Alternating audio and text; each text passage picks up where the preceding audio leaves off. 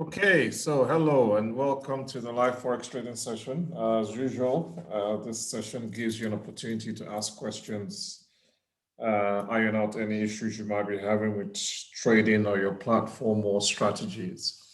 But first, we'll go through the markets, see what the markets has in store for us today, and we'll take the questions and comments afterwards. So as usual, we start off with the economic calendar. Let me just bring that up. So looking at the economic calendar today, again, make sure you set your own economic calendar to your own time zone. My own time zone is GMT +2. So make sure you set your own economic calendar time zone to your own time zone. So the time zones I'll be quoting will be GMT +2 times. But like I say, do set your own calendar to your own time zone. So today is Wednesday, the 20th of July. The main markets we'll be looking at will be the Euro US dollar and the dollar Canadian dollar. So we're going to be looking for reports that could affect either of these markets. Okay, so we can see the Asian reports have come and gone. At 8 o'clock this earlier today, 8 o'clock in the morning, GMT +2, we had the Germany GfK consumer confidence report, but that's come and gone. You can just ignore reports of low importance. You note reports of medium importance in case they could potentially affect the market you're trading. So this is a report of medium importance, but it's out of the United Kingdom. But it's to do with the housing market. So anything to do with the housing market could potentially affect the markets. But medium reports won't stop you trading, but they make you at least note that report, note the time it's coming out, and it gives you an indication to check the market around that time. But we're trading the Euro US dollar and the dollar Canadian dollar, so we don't have to worry about that. We don't have to worry about France. Sorry, France. We can just ignore France. We can completely ignore reports of low importance. We can ignore Italy. Sorry, Italy. We can ignore reports of low importance.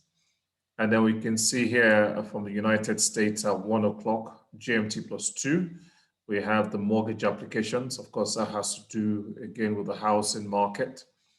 So that's one to note. And again, because it's due out from the United States, that could affect all markets and all currency pairs. Again, we can just ignore the reports of low importance. And again, you can see we now have a report of high importance, inflation rate report due out of Canada at 2:30. As we know, there are 4 reports that are always of high importance. There are 4 major reports that are always of high importance. That's the inflation rate, gross domestic product, unemployment, and interest rate decision. So we have the Canada inflation rate today. So that'll have a huge impact on the Canadian stock market and currencies paired with the Canadian dollar. So since we're trading the dollar, Canadian dollar, that would affect the market we are trading. So we note that that's coming out at 2:30. And then we can just ignore all these reports of low importance. You can ignore Russia. And then you can see here at 8 o'clock, GMT +2, we have the United States interest rate decision. And that's a report of mega importance, of huge importance. Like I said earlier, there are 4 reports that are always of major importance. The 4 reports again are the inflation rate, gross domestic product, unemployment rate, and inflation and interest rate. So inflation, gross domestic product, unemployment, and interest rate decision.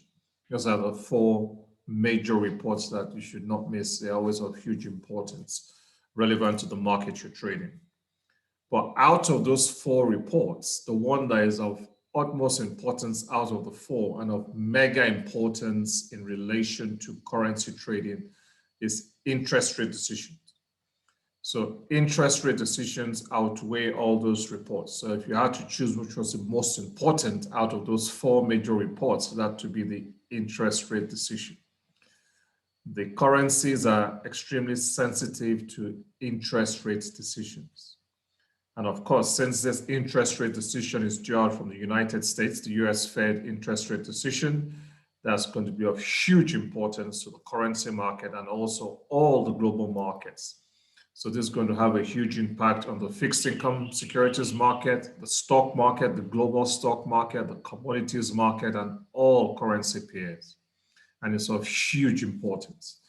So due to the huge nature of importance of this report at 8 p.m. this evening, well, my time in Rwanda, there's a very high probability of all markets just trending sideways prior to 8 p.m. And again, because this affects all markets, all currency pairs, I'm going to avoid trading both the Euro US dollar and the dollar Canadian dollar prior to this report at 8 p.m. GMT +2. So although we have the Canadian report coming out at 2:30, and we also have this report out of Germany, which could have affected the Euro US dollar coming out earlier at 8 o'clock, I've just kept out of the market completely, both for the Euro US dollar. So I didn't even trade that report. Same with the dollar, Canadian dollar. I'm not going to trade this report. I'm just going to leave the markets alone, not place any trades, and wait till 8 p.m. GMT +2 before I trade either of those currency pairs, because this is a report of huge importance and there's a very high probability of all markets trending sideways prior to this report. So I'm going to keep out. Also, there are no public holidays today in the USA or UK. Again, don't forget to keep an eye on the financial markets to see if there's anything going on that could affect the currency market. It tends to be global financial news, tends to be issues between countries that could create uncertainty, but there's nothing creating uncertainty in the global markets at the moment. Of course, there's a lot of things that could affect the stock market. So the stock market is extremely sensitive to a lot of things. That's why I prefer to trade the currency market. But there are a few things that affect the currency market, and it tends to be a global quarrels or a global catastrophe. So there's nothing untoward that could create uncertainty in the currency market at the moment. Okay, so let's have a look at the charts. Like, so we're not going to place any trades because of the report coming out at 8 p.m. GMT +2 later this evening, the US Fed interest rate decision. But we'll just have a look at the charts. So we'll start with the Euro US dollar. We'll start with the daily time frame.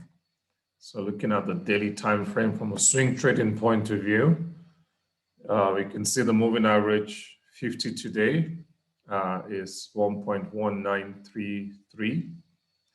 So I'm just going to adjust my pending buy order to just 2 pips above that to 1935, which I've done already earlier today. So my pending buy swing trade order is just 2 pips above today's moving average of 1.1933. So that's all I've had to do with a stop loss of 100 pips. And I'll just keep adjusting every day with the moving average till the market takes my order whenever that happens. So we'll go to the 5-minute time frame for the swing trading point, from the day trading point of view. So we can see yesterday when the market went up a bit and then started trending sideways. We can see that's the current high of the sideways trend. The high there is 1.1841. 1841.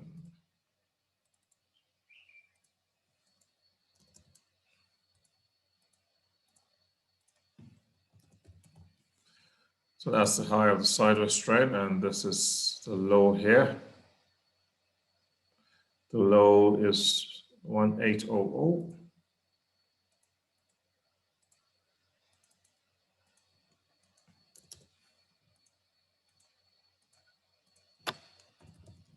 Okay, Okay, so we can see the market is currently trending sideways between those two white lines. So the pivot point is clearly within the sideways trend. But like I say, I'm not placing any orders now. R1 is outside the sideways trend and S1 is currently outside the sideways trend. I'm just going to leave the market alone and wait till 8 p.m. GMT plus 2 later before I reassess the market and decide where to place my pending orders then. So let's look at the dollar, Canadian dollar. Again, we'll start with the daily time frame for swing trading point of view. So looking at the daily time frame, the moving average 100 today is 1.2336. And I've adjusted my pending sell order to 2 pips below that at 12333 to sell below the moving average 100. And with a 100 pip stop loss. So again, I'll keep adjusting my pending sell order with the moving average every day till the market takes that. So go to the 5-minute time frame for the day trading. Actually, the dollar Canadian dollar is a good example of why it's important to when you're trading to decide which market you're going to trade and to trade that market on a daily basis, because if you're trading that market on a daily basis, you know when the market is, when it starts trending sideways, when it stops trending sideways, because you've been following the market on a daily basis. So for example, with this dollar Canadian dollar, you could be mistaken if you just look at it today to think that it's just trending sideways here. But if you see, if I collapse it down, we can see that the market has been trending sideways basically since the 22nd of July. So it's been trending sideways for a while, since last week, Thursday. So since last week, Thursday, the market hasn't really been going anywhere. But again, this is why it's important to follow the same market so you know what's going on, you get the overall picture. You can see where the market fell on the 21st, and then since then it's just been trending sideways. So you know, this sideways trend has been going on since the 22nd. You know, you can see it's formed the market support there, but basically it hasn't broken this sideways trend since. And I'm going to maintain this sideways trend until it's either broken on the high side or the low side. So coming back to today, so although we can now enlarge the chart a bit, but you can now see this sideways trend is not from just today, it's from last week, Thursday. And you can see today the pivot point and S1 are within the sideways trend. S2 is outside the sideways trend, but we can't use that to trade. R1 is outside the sideways trend, so that's the only potential entry point we have at the moment. But like I said, I'm going to leave the market alone, not place any pending orders now, and reassess the market just before the report at 8:30 p.m. GMT plus 2. Okay, so that's my plan for today. Any questions?